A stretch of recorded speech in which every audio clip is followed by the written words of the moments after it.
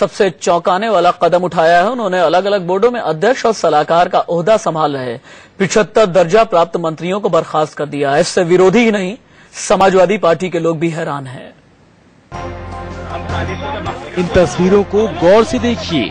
उत्तर प्रदेश में अगर मुख्यमंत्री ने एक साथ 75 दर्जा प्राप्त मंत्रियों को पैदल कर दिया तो इसके पीछे बागपत से आई ये तस्वीर बड़ी वजह हो सकती है। तुम्हारी हिम्मत कैसे होगी मेरे को बात करने की? मैंने ये कहा क्या है, चौकीदारी तो है तू, और क्या है बता तू? चौकीदारी तो है तू, हम तो प्रदेश में मंत्री हैं। आगे बात समझ में। तस्वीरों में खुद को मंत्री बता रही ये साहब प्रदेश के दर्जा प्राप्त राज्य मंत्री रहे डॉक्टर कुलदीप उज्ज्वल के पिता धर्मपाल सिंह हैं, जो एक सब इंस्पेक्टर और 2 कांस्टेबलों को धमकाते कैमरे में कैद हुए हैं। इन पर पशु तस्करी में शामिल अपराधियों को बचाने का आरोप है। इस मामले के सामने आने के ठीक बाद मुख्यमंत्री अखिलेश यादव ने एक झटके में 75 दर्जा प्राप्त मंत्रियों को बर्खास्त कर दिया। सीएम ने संवैधानिक पदों पर सिर्फ 3 अध्यक्षों को बरकरार रखा है। एनसी वाजपेयी, गोपाल दास नीरज और उदय प्रताप सिंह ही अब दर्जा प्राप्त मंत्री रह गए हैं।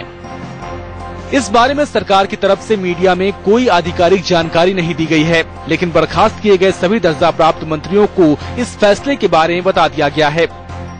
लोकसभा चुनाव में मिली करारी शिकस्त के बाद से ही इस तरह की अटकलें लगाई जा रही थी।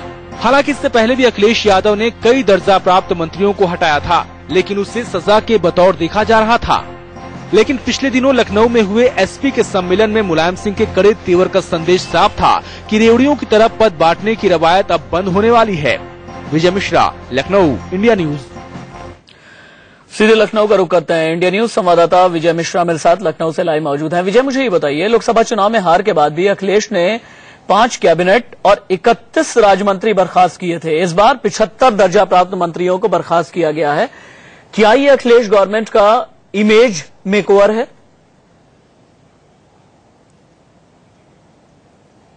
बिल्कुल सही कहा राशिद। जिस तरह से ये पूरा इस तरह से 75 राज्य मंत्रियों को इस समय बर्खास्त किया गया है, इसका इमेज मेकओवर के रूप में भी देखा जा सकता है। और राजनीतिक जानकारों के अनुसार अगर माने तो कहीं न कहीं दूसरी पारी की भी शुरुआत कही जा सकती है। यानी एक पहली पारी में कुछ लोगों को मौका दिया गया था, अब दूसरी पारी में यानी 2 नवंबर से नए मंत्रियों की भर्तियां शुरू होगी। यानी नए लोगों को मौका दिया जाएगा और नए चेहरे होंगे, नए लोग होंगे जिनको अभी तक मौका नहीं दिया गया था। दूसरा सबसे बड़ा बागपत की एक बड़ी घटना सामने आई, जिसके दौरान आपने देखा था कि एकदम खुले तौर से एक सीओ के बारे में वो साफ तौर से कह रहा था कि यहाँ अगर कोई सीओ भी पहुंचता है तो उसकी वर्दी उतरवा ली जाती है। और आपकी हिम्मत कैसे हुई हमारे गांव में आने के लिए, जबकि वो एक पशु तस्कर को गिरफ्तार करने के लिए गया था। तो जाहिर है कि वो भी एक राज्य मंत्री के पिता थे, रिश्तेदार थे, यानी घर परिवार के थे, और वो लोग भी खुल करके गुंडाई कर रहे थे। तो कहीं ना कहीं एक संदेश भी देना था अखिलेश यादव को, और ये मौका बहुत बढ़िया था और यही कारण रहा जिसकी वजह से 75 राज्य मंत्री पैदल कर दिए गए।